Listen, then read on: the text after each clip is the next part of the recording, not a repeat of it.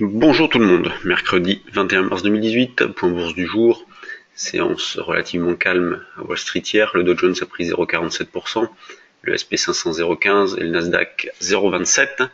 Sur le CAC, eh bien, il a évolué entre les mêmes limites pendant toute la journée. On a pu accumuler pas mal d'écarts, notamment en travaillant vendeur toujours, en vendant sous la zone des 5230, donc à 5228,5 précisément, notamment ici, alors déjà un petit peu le matin de manière assez agressive, mais sinon ici, avec un écart de 20-25 points qui a pu être réalisé. C'est vraiment l'écart de la journée, puisqu'après il s'est pas passé non plus grand chose jusqu'au soir. Là ce matin, on est allé chercher 5245, le futur avril cote actuellement 5231. On continue à capter des morceaux de mouvement en travaillant principalement vendeur. Donc pourquoi pas vendre, alors pour l'instant je l'ai pas fait, mais pourquoi pas vendre d'une manière un petit peu agressive autour des 5245. Sinon, comme niveau intermédiaire, on a 53, et puis le niveau un petit peu plus fort, c'est plutôt la zone des 5263,5. Donc c'est le niveau que nous avons proposé nous sur le trade du jour. C'est vrai qu'il est un petit peu loin, qui était surtout valable si jamais le marché partait à la hausse dès l'ouverture. Ce n'est pas le cas, puisqu'au contraire, il part plutôt à la baisse. Donc on va voir pour rapprocher le niveau de vente, éventuellement à 5245, notamment sur le trade du jour dynamique. Mais bon, on va pas se presser. Donc toujours le même contexte de fond, une grande hésitation, une faible visibilité, un billet qui reste toujours vendeur, donc on se dit toujours que ce marché est un petit peu fébrile, mais il tient à l'image de ce qui s'est passé lundi soir. Malgré un nouveau plus bas sur plusieurs jours, il n'y a pas eu de relais à la baisse et le marché a pu facilement rebondir. Donc il faut toujours partir du principe que l'hésitation va se poursuivre. Le DAX est également hésitant. On continue à travailler vendeur aussi, donc hier on a pu vendre notamment ici en double top. C'est vrai que le matin on était placé un petit peu plus haut pour vendre, à 97 me semble-t-il, donc niveau qui n'a pas été atteint.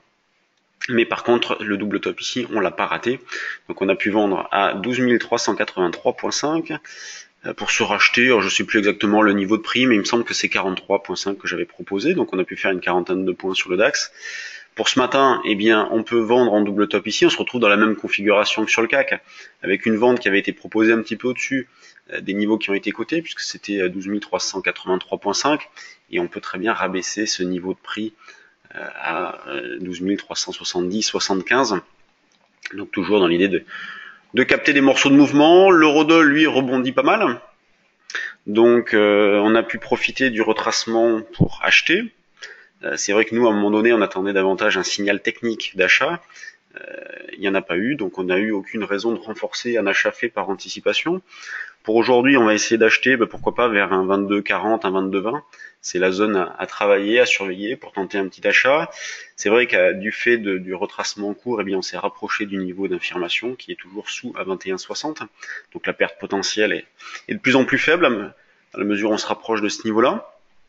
Donc un 22,43, un 22,23, ce sont des niveaux sur lesquels on va chercher à acheter.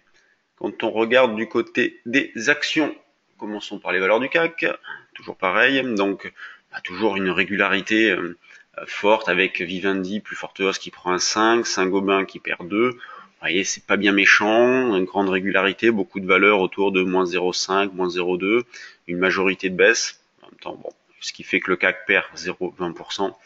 Donc il n'y a vraiment pas de changement sur le fond, très peu, pour ne pas dire absence d'initiative de la part des gestions, donc toujours de l'arbitrage.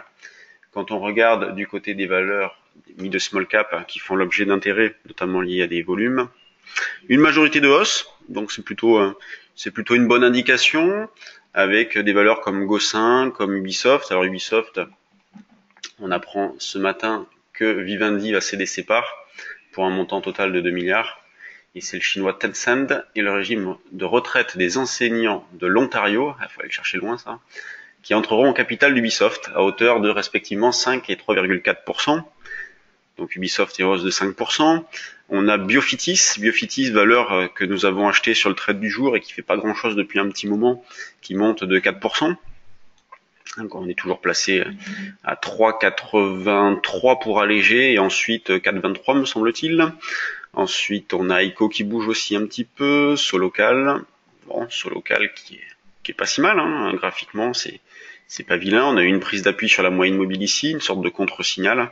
Donc, un signal de vente fixé, donc ce qui constitue une zone d'achat.